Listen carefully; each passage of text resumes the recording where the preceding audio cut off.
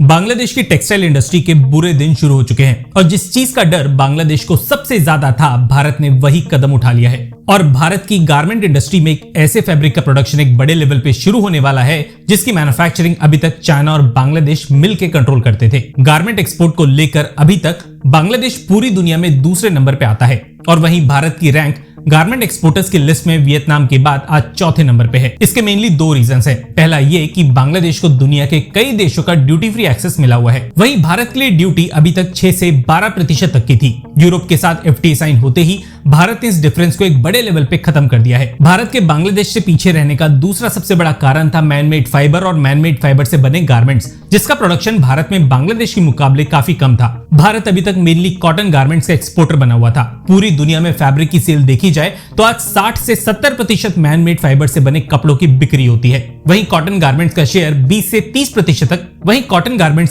अभी केवल 20 से 30% तक का ही बचा है। दुनिया मैनमेड फाइबर पे शिफ्ट हो चुकी थी और हम पिछले कई सालों से कॉटन गारमेंट्स की मैन्युफैक्चरिंग और एक्सपोर्ट पे अटके हुए थे।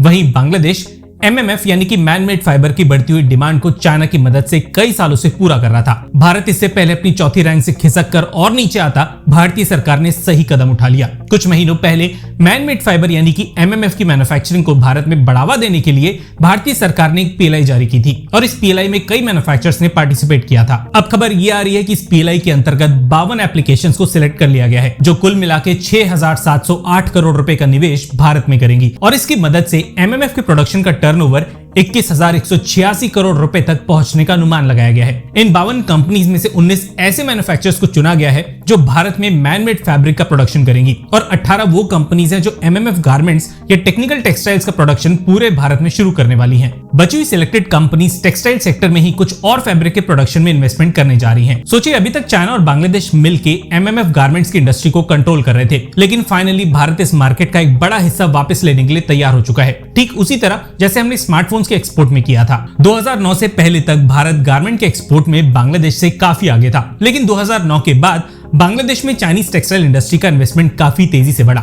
और बांग्लादेश ने गारमेंट सेक्टर में नई टेक्नोलॉजीज को अडेप्ट करना शुरू कर दिया। वहीं दूसरी तरफ चाइनीज टेक्सटाइल इंडस्ट्री के लिए कई देश दिक्कत खड़ी करने लगे थे और इसी को देखते हुए चाइनीज फैक्ट्रीज ने अपना बेस बांग्लादेश में शिफ्ट करना शुरू कर दिया। दुनिया में MMF की डिमांड जब तेजी से बढ़ी, तब बांग्लादेश ने मैनमेड फाइबर का प्रोडक्शन भी उसी हिसाब से बढ़ा दिया और वहीं भारत अपने पुराने तरीकों पर अटका रहा और हम कॉटन गारमेंट्स पर ही फोकस करते रह गए। आज भी बांग्लादेश की टेक्सटाइल इंडस्ट्री बांग्लादेश से कई गुना बढ़ी है और हम बांग्लादेश के मुकाबले कहीं ज्यादा फाइबर, यार्न और फैब्रिक जैसे रॉ मटेरियल का प्रोडक्शन करते हैं। पर Bangladeshi textile industry export oriented है और भले ही इस देश में गारमेंट्स के रॉ मटेरियल का प्रोडक्शन काफी छोटा है, लेकिन फिनिश गारमेंट्स के एक्सपोर्ट में ये देश भारत से काफी आगे निकल चुका है। भारत के कुल एक्सपोर्ट में गारमेंट्स का शेयर 4 से 5% है, वहीं बांग्लादेश के लिए परसेंटेज 80% है। यही वजह है कि आज आप जिस भी बड़ी दुकान या मॉल में जाएंगे तो आपको ज्यादातर बांग्लादेश में बने कपड़े दिखाई देंगे और कपड़े ही नहीं बल्कि luggage bags, footwear, jackets, air bags और इवन टेंट्स या फिशिंग नेट भी मैनमेड फैब्रिक से बने होते हैं। और आज तक भारत के खुद के मार्केट में बांग्लादेश में बने ये प्रोडक्ट्स भारतीय ब्रांड से ज्यादा खरीदे और बेचे जाते हैं और इसका केवल एक रीजन है